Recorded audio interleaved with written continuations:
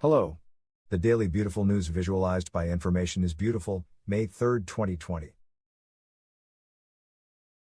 Today's visualization is about Afghanistan built 16,000 schools in 12 years and literacy is up.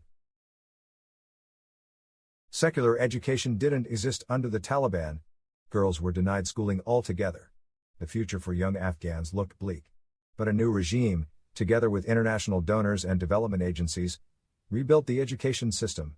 16,000 new schools, 154,000 extra teachers, millions more students, 40% of whom are girls, rising literacy rates, better prospects for the country.